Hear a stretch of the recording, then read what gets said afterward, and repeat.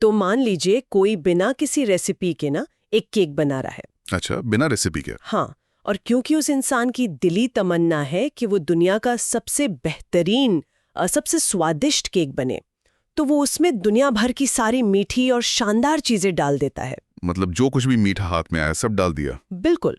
Chocolate, caramel, marshmallow, jelly, vanilla, sprinkles, जो कुछ भी मीठा और सुंदर है ना, सब उस एक बर्तन में उंडेल दिया जाता है। अरे बाप रे! तो उसका नतीजा क्या होता है? एक बहुत ही अजीब सा और कंफ्यूजिंग स्वाद वाला डिजर्ट जिसे शायद कोई चखना भी पसंद न करे। एकदम सही। मतलब देखने वाले को लगता है कि दुनिया की सबसे बेहतरीन और महंगी सामग्री का इस्तेमाल हुआ है, तो केक तो लाजवाब होना ही चाहिए। पर असल में वो काम नहीं करता है ना? बिल्कुल नहीं करता, क्योंकि हर चीज जो अपने आप में सुंदर या मीठी है, जरूरी नहीं कि वो एक साथ मिलकर भी अच्छी लगे। और आज हम इसी दिलचस्प उलझन को सुलझाने वाले हैं। ये तो बहुत ही शानदार विषय है। तो जो लोग हमें सुन रहे हैं उन सभी का शिल्प और डिजाइन की मूल बातें के सीजन 3 एपिसोड 2 में बहुत बहुत स्वागत है। और मैं बता दूं कि हमारी आज की गहरी चर्चा खास तौर पर omimai.com द्वारा लाई गई है। हाँ, और हमारी ये चर्चा ना बहुत ही सही समय पर हो रही है। याद है पिछले एपिसोड में क्या हुआ था? हाँ, नीना और उसकी माँ वाली कहानी है ना? बिल्कुल। एपिसोड 1 में हम नीना और उसकी माँ के साथ अलग-अलग प्रोजेक्ट्स के लिए फैब्रिक की शॉपिंग पर गए थे। और वहाँ हमने फैब्रिक के विजुअल्स यानी देखने वाले और टैक्टाइल यानी छूने वाले गुणों को गहराई से समझा था। सही कहा। तो उसी डिजाइन की चर्चा को आज हम एक कदम और आगे ले जाएंगे। तो आज का हमारा मिशन है डिजाइन की दुनिया को एक कहानी के जरिए समझना। और आज की हमारी कहानी है शीना की। शीना एक युवा छात्रा है जो डिजाइन में अपनी ड्रीम डिग्री पूरी कर रही है। और शीना की स्थिति बिल्कुल उस केक बनाने वाले जैसी है जिसका अभी जिक्र हुआ था। हाँ, बेचारी शीना अपने हर डिजाइन को ना बहुत खूबसूरत और डिटेल बनाने की कोशिश कर रही है। बहुत सारी सजावट, हर वो चीज जो उसे सुंदर लगती है वो अपने काम में डाल रही है। लेकिन नतीजा क्या निकल रहा है? उसके डिजाइन बार बार रिजेक्ट हो रहे हैं। यही तो। और सबसे ज्यादा निराशाजनक बात शीना के लिए ये है कि उसके ठीक बगल में बैठे छात्र का बिल्कुल साधारण सा डिजाइन पास हो जाता है। मतलब शीना पूरी तरह से सोच में पड़ गई होगी कि आखिर वो क्या गलती कर रही है। बिल्कुल, वो इतनी मेहनत करी है फिर भी चीजें काम क्यों नहीं कर रही हैं। और यहीं पर कहानी में ना एक बहुत बड़ा मोड़ आता है। अच्छा, कौन सा मोड़? शीना की मुलाकात होती है मशहूर celebrity boutique owner Pamela Krishnan से, जिन्हें सब प्यार से पैम बुलाते हैं। अरे वाह, पैम से मिलना तो शीना के लिए टर्निंग पॉइंट रहा होगा। एकदम। पैम इस पूरी समस्या को सुलझाने का ना एक बिल्कुल नया नजरिया देती है। होता क्या है कि पैम के एक गेस्ट लेक्चर के दौरान शीना आखिरकार अपनी निराशा व्यक्त कर देती है। उसने पूछ ही लिया होगा कि उसके इतने सुंदर डिजाइन रिजेक्ट क्यों हो रहे हैं। हाँ, और इसके जवाब में पैम जो कहती हैं वो डिजाइन की दुनिया का एक बहुत बड़ा सच है। पैम कहती हैं फैशन कोई ब्यूटी कॉन्टेस्ट नहीं है, ये एक ब्रीफ को पूरा करने का काम है। ये बहुत ही गहरी बात है। पर मुझे यहाँ थोड़ा रुकना होगा। मतलब ब्यूटी कॉन्टेस्ट नहीं है, ये सुनकर थोड़ा अजीब लगता है। एक आम धारणा यही है ना कि फैशन और डिजाइन का मतलब ही चीजों को सुंदर बनाना है। हाँ, ज्यादातर लोग यही सोचते हैं। तो अगर डिजाइन सुंदर नहीं है तो फिर उसका फायदा ही क्या है? देखिए, यही वो जगह है जहां सबसे बड़ी गलतफहमी जन्म लेती है। जब तक कोई डिजाइनर सिर्फ सुंदर बनाने के पीछे भागेगा ना, वो हमेशा मात खाएगा। मतलब सुंदरता काफी नहीं है? बिल्कुल नहीं। पैम समझाती हैं कि सुंदरता बहुत ही सब्जेक्टिव होती है। यानी जो एक इंसान को सुंदर लगे वो शायद दूसरे को ना लगे। लेकिन डिजाइन को अवसर और संदर्भ के अनुसार उचित यानी अप्रोप्रिएट होना चाहिए। डर तो लग सकता है। अरे पर वो वहां के लिए थोड़ी ना बना है। वही तो। क्या वो उस माहौल के लिए उचित है? बिल्कुल नहीं। एक डिजाइन जो किसी खास जगह या व्यक्ति की जरूरत को पूरी तरह से हल करता है, वही सफल डिजाइन है। उसका सिर्फ सुंदर होना काफी नहीं है। तो इस सब का असल मतलब क्या है? एक नया डिजाइनर सुंदर को छोड़कर उचित डिजाइन कैसे बना सकता है? क्या इसका कोई फॉर्मूला है? हाँ, एक बहुत ही सटीक तरीका है। पैम समझाती हैं कि इसके लिए डिजाइन के अक्षर यानी अल्फाबेट सीखने होंगे। डिजाइन के अक्षर? हाँ, जिन्हें पैम 4 पॉट्स ऑफ डिजाइन कहती हैं। मतलब डिजाइन के 4 मटके या 4 मूल तत्व। अच्छा, 4 मटके। ये एनालॉजी सुनने में बहुत दिलचस्प है। तो चलिए इन मटकों को थोड़ा करीब से देखते हैं। पहला मटका क्या है? पहला मटका है रेखा यानी लाइन। रेखाएं भला क्या कमाल कर सकती हैं? अरे रेखाएं सिर्फ लकीरें नहीं होती हैं, वे किसी भी डिजाइन का मूड और उसकी पर्सनालिटी तय करती हैं। इसके पीछे बाकायदा इंसानी मनोविज्ञान काम करता है। अच्छा, वो कैसे? अगर हम सीधी वर्टिकल रेखाओं की बात करें तो वे कठोरता, फॉर्मल और बिजनेस वाला एहसास देती हैं। मतलब जैसे कॉर्पोरेट कपड़े होते हैं। बिल्कुल, क्योंकि जब इंसान बिल्कुल सीधा सावधान की मुद्रा में खड़ा होता है तो वो अनुशासन और सतर्कता का प्रतीक होता है। गुरुत्वाकर्षण के खिलाफ एकदम सीधा खड़ा होना ना नियंत्रण को दर्शाता है। हाँ, ये तो लॉजिकल है। इसीलिए एक शार्प ब्लेजर या एक नेहरू कॉलर जो गले से नीचे तक सीधा जाता है, वो बिना कुछ कहे ही एक फॉर्मल संदेश देता है। अरे वाह! तो अगर सीधी रेखाएं अनुशासन दिखाती हैं, तो घुमावदार या लहरदार रेखाएं क्या कहती हैं? देखिए, लहरदार रेखाएं हमारे दिमाग को सीधे प्रकृति की याद दिलाती हैं, जैसे बहती हुई नदी या हवा में लहराते हुए पत्ते। हाँ, प्रकृति में तो कुछ भी एकदम सीधा नहीं होता। बिल्कुल सही कहा। इसीलिए जब हम डिजाइन में घुमावदार रेखाएं देखते हैं तो वे रिलैक्स्ड, आजाद और वीकेंड वाली वाइब्स देती हैं। मतलब जैसे गर्मियों में पहनने वाली कोई फ्लोई ड्रेस। एकदम सही। और अगर हम विकर्ण यानी डायगोनल रेखाओं या जिग-जैग रेखाओं की बात करें तो वे दिमाग को असंतुलन का एहसास कराती हैं, जैसे कोई चीज गिर रही हो या तेजी से आगे बढ़ रही हो। तो वो मोशन या गति दिखाती हैं। हाँ, इसीलिए स्पोर्ट्सवेयर या एथलेटिक कपड़ों में अक्सर आपको डायगोनल रेखाएं देखने को मिलेंगी, क्योंकि वे एनर्जी और स्पीड का प्रतीक हैं। पर यहाँ बात बहुत दिलचस्प हो जाती है। मेरे दिमाग में ना एक सवाल आ रहा है। बताइए। मान लीजिए किसी को एक बिल्कुल फॉर्मल लुक चाहिए, जिसके लिए सीधी वर्टिकल रेखाएं जरूरी हैं, लेकिन उस इंसान को कपड़ों पर धारियों वाला प्रिंट यानी स्ट्राइप्स बिल्कुल पसंद नहीं है, तो क्या वो कभी फॉर्मल लुक नहीं पा सकता? बहुत ही बढ़िया सवाल है, और यहीं पर डिजाइनर की असली मास्टरी काम आती है। पैम इसका बहुत ही बेहतरीन उदाहरण देती हैं। अच्छा, क्या कहती हैं वो? वो समझाती हैं कि सीधी रेखाओं को कपड़ों में डालने के लिए जरूरी नहीं कि स्ट्राइप्स वाले प्रिंट का ही इस्तेमाल किया जाए।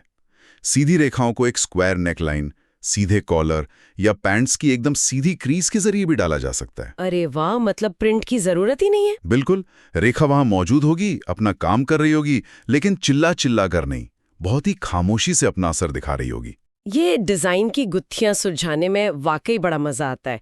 और जो लोग सुन रहे हैं उन्हें मैं बता दूं कि ऐसी ही दिलचस्प चर्चाएं omemai.com की WhatsApp community Davy the curious में भी अक्सर होती रहती हैं। हाँ, वो कम्युनिटी तो सीखने वालों के लिए बहुत अच्छी जगह है। बिल्कुल। तो जो लोग इस बारे में लगातार सीखना चाहते हैं, वो इस पॉडकास्ट के पोस्टर पर दिए गए QR कोड को स्कैन करके सीधे Davy the curious WhatsApp group से जुड़ सकते हैं। इससे उन्हें क्या क्या अपडेट्स मिलेंगे? वहां जुड़ने से उन्हें आगे आने वाले नए पॉडकास्ट्स, ब्लॉग्स, टूल्स और लाइव वर्कशॉप्स की जानकारी सीधे मिलती रहेगी, तो स्कैन करना मत भूलिएगा। बिल्कुल, जुड़ना चाहिए। तो वापस शीना और पैम के मटकों पर आते हैं। हाँ, रेखाओं वाला पहला मटका तो हमने समझ लिया। हाँ, रेखाओं से हमने मूड सेट कर लिया। अब दूसरा मटका क्या कहता है? दूसरा मटका है रंग यानी कलर, और पैम के अनुसार शुरुआती दौर में लोग इसी में सबसे बड़ी गलती करते हैं। रंगों में गलती? मतलब रंगों को तो हम बचपन से पहचानते हैं, लाल कैसा दिखता है और नीला कैसा दिखता है, इसमें क्या मुश्किल हो सकती है? मुश्किल रंगों को पहचानने में नहीं है, बल्कि उनके पीछे की संस्कृति और भावनाओं को समझने में है। भावनाओं को समझना कैसे? रंग हमारे दिमाग में पीढ़ियों से चली आ रही चीजों से जुड़े होते हैं। जैसे अगर कोई लाल और हरे रंग का कॉम्बिनेशन देखे तो दुनिया के एक बड़े हिस्से में तुरंत क्रिसमस का ख्याल आ जाता है। हाँ, ये तो है। लाल और हरा मतलब क्रिसमस। और अगर हम भारतीय संदर्भ में पीले और नारंगी रंग की बात करें तो तुरंत गेंदे के फूल और दिवाली की रौनक का एहसास होने लगता है। बिल्कुल। और वहीं अगर किसी ने नेवी ब्लू पहना हो तो वो तुरंत किसी कॉर्पोरेट मीटिंग की याद दिलाता है। पर नेवी ब्लू ही क्यों? क्योंकि नेवी ब्लू अक्सर रात के आसमान या गहरे समुद्र की याद दिलाता है, जो स्थिरता और गंभीरता के प्रतीक हैं। रंगों की ये भाषा बहुत शक्तिशाली है। तो बच्चों के कपड़ों का क्या? वहां तो हमेशा हल्के रंग होते हैं। हाँ, बच्चों के प्रोडक्ट्स में हमेशा हल्के पेस्टल रंग देखने को मिलेंगे, जैसे बेबी पिंक, मिंट ग्रीन या हल्का पीला। पर ऐसा क्यों है? बच्चों के खिलौने तो ब्राइट भी हो सकते हैं, फिर ये पेस्टल रंग ही क्यों? इसके पीछे बहुत ही दिलचस्प कारण है। प्राकृतिक दुनिया में बहुत गहरे और हाई कॉन्ट्रास्ट रंग अक्सर खतरे का संकेत होते हैं। अच्छा, जैसे कोई जहरीला मेंढक? बिल्कुल। इसके विपरीत हल्के पेस्टल रंग, जिनमें सफेदी मिली होती हैं, वे आंखों को नहीं चुभते। वे प्रकृति की कोमल चीजों जैसे सुबह की हल्की रोशनी की याद दिलाते हैं। अरे वाह, तो वो सुरक्षित महसूस कराते हैं। हाँ, वे दिमाग को कोमलता और सुरक्षा का संदेश दे देते हैं। यहाँ रंगों के संयोजन पर ना एक और बात थी, मोनोक्रोमैटिक बनाम कॉन्ट्रास्टिंग कलर्स। क्या इन दोनों का असर भी अलग अलग होता है? बहुत अलग होता है। मोनोक्रोमैटिक का मतलब है एक ही रंग के अलग अलग शेड्स का इस्तेमाल करना। यह लुक बहुत ही सोफिस्टिकेटेड लगता है क्योंकि आंखों को आराम देता है। जैसे किसी ने अलग अलग शेड्स के ग्रे रंग के कपड़े पहने हों। सही कहा। वहीं दूसरी तरफ एक बोल्ड कॉन्ट्रास्टिंग कॉम्बिनेशन जैसे कोबाल्ट ब्लू के साथ संतरी रंग बहुत ही जीवंत और ऊर्जावान एहसास देता है। तो मतलब कोई भी रंग खराब नहीं है, बस संदर्भ उचित होना चाहिए। एकदम सही। अब तक हमने रेखाओं और रंगों की बात की। हाँ। लेकिन जब कोई चीज असल में बनती है तो उसका एक भौतिक वजूद भी होता है।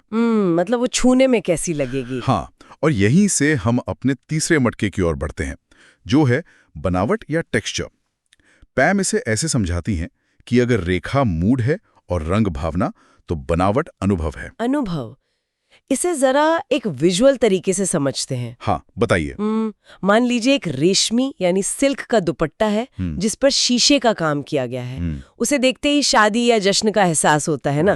बिल्कुल, एकदम पार्टी वाली वाइब आती है। लेकिन अगर हम डिजाइन का सिर्फ एक तत्व बदल दें, उसी शीशे के काम को सूती यानी कॉटन के दुपट्टे पर कर दें और साथ में कांथा वर्क हो, तो क्या होगा? तो उसकी पूरी पर्सनालिटी बदल जाएगी। कपड़े का रूप वही है, लेकिन सूती की खुरदुरी बनावट उसे एकदम रोजमर्रा की सादगी और शालीनता से जोड़ देगी। अरे वाह! और मखमल यानी वेलवेट का उदाहरण भी तो कितना शानदार है। श्रोताओं को जरा विजुअलाइज करना चाहिए कि मखमल का कपड़ा कैसे राजशाही का प्रतीक है। हाँ, ऐतिहासिक रूप से मखमल बनाना बहुत मुश्किल था, इसलिए सिर्फ राजा महाराजा ही इसे पहन सकते थे। वो याद आज भी हमारे दिमाग में दर्ज है। मतलब मखमल की बनावट ही विलासिता यानी लग्जरी दिखाती है। बिल्कुल। क्राफ्ट के क्षेत्र में भी देखिए, एक चमकदार ग्लेज्ड सिरेमिक का बर्तन और एक बिना चमक वाला मैट फिनिश का बर्तन, दोनों हाथों को बिल्कुल अलग संदेश देते हैं। हाँ, हमारी त्वचा पहले ही उस चीज का अनुभव तय कर लेती है। चलिए अब आते हैं हमारे आखिरी और चौथे मटके पर, आकार या सिलुएट। देखिए, आकार किसी भी डिजाइन का आर्किटेक्चर होता है। इवोल्यूशन के नजरिए से इंसान का दिमाग रंग या टेक्सचर से भी पहले आकार को पहचानता है। कपड़ों में इसका क्या असर होता है? एक ए-लाइन ड्रेस की बात करें तो वो हमेशा शांत स्त्रीत्व दिखाती है। दूसरी तरफ बॉक्सी या ओवरसाइज्ड कपड़े आज के दौर के हिसाब से बहुत ही रिलैक्स्ड और जेंडर फ्लूइड अंदाज को दर्शाते हैं। और अगर हम बच्चों के प्रोडक्ट्स की बात करें तो मिक्की या मिनी माउस के गोल आकार का उदाहरण सबसे बेहतरीन है। हाँ, बिल्कुल। उस गोल आकार में ना किसी ब्रांडिंग की जरूरत ही नहीं होती। 2 गोल कान और एक गोल चेहरा, आकार खुद बच्चों से बात करता है। जैसे ही बच्चा उसे देखता है समझ जाता है कि ये उसके लिए है। सही कहा। और पैम भी यही कहती हैं कि अगर आकार सही चुन लिया गया तो समझ लीजिए डिजाइन का आधा काम वहीं पूरा हो गया। तो हमने डिजाइन के चारों मटके देख लिए, रेखा, रंग, बनावट और आकार। तो इस पूरी चर्चा का एकीकरण क्या है? अंत में पैम कहती हैं कि डिजाइन के इन तत्वों को सीखना ना एक नई भाषा की वर्णमाला सीखना जैसा है। नई भाषा मतलब शुरुआत में थोड़ा मुश्किल लगता होगा। हाँ, शुरुआत में एक नए डिजाइनर को हर बार सोचना पड़ता है कि इस अवसर के लिए कौन सा रंग सही है, कौन सी बनावट उचित है। पर धीरे धीरे क्या होता है? अगर हम इसे बड़े नजरिए से देखें तो अभ्यास के साथ ये चेकलिस्ट धीरे धीरे डिजाइनर की अपनी आवाज बन जाती है। वो स्वाभाविक रूप से सही चीजें चुनने लगता है। और शीना को भी ये बात समझ आ गई कि सुंदर बनाना तो कभी लक्ष्य था ही नहीं, उचित यानी एप्रोप्रिएट बनाना ही असली मास्टरी है। बिल्कुल, सुंदरता तो बस उचित होने का ही एक स्वाभाविक नतीजा है। शीना जब वहां से निकली तो उसके पास देखने का एक बिल्कुल नया नजरिया था। क्या बात है। और मैं हमारे सुनने वालों को याद दिला दूं कि वे इस पूरी दिलचस्प कहानी को अपनी सुविधानुसार पढ़ने के लिए omemai.com पर जा सकते हैं। हाँ, ये कहानी किसी के भी नजरिए को पूरी तरह बदल सकती है। बिल्कुल। और जैसा मैंने पहले भी बताया था, Davy the curious WhatsApp community से जुड़ना मत भूलिएगा। इस पॉडकास्ट के पोस्टर पर दिए गए QR कोड को स्कैन करके आप जुड़ सकते हैं ताकि भविष्य की ट्रेनिंग और टूल से अपडेटेड रहें। और जो लोग सुन रहे हैं वो कमेंट बॉक्स में लिखकर जरूर बताएं कि वे आने वाले एपिसोड्स में किन विषयों पर चर्चा सुनना चाहते हैं। तो आज की इस चर्चा को हम यहीं विराम देते हैं। उम्मीद है शीना की कहानी ने डिजाइन को देखने का नजरिया जरूर बदला होगा। हम ऐसे ही और भी कंटेंट के साथ वापस आएंगे, तो हमारे पॉडकास्ट को फॉलो करें और स्टे ट्यून्ड। और जाते जाते मैं सबके दिमाग में एक गहरा सवाल छोड़ना चाहता हूँ। क्या सवाल? आज आपने जो कपड़े पहने हैं या जो सामान आप इस्तेमाल कर रहे हैं, जरा रुकिए और सोचिए, उन कपड़ों ने किस ब्रीफ को पूरा किया है? आपके कपड़ों की रेखाएं, रंग, बनावट और आकार आज दुनिया से आपके बारे में बिना कुछ बोले क्या कह रहे हैं?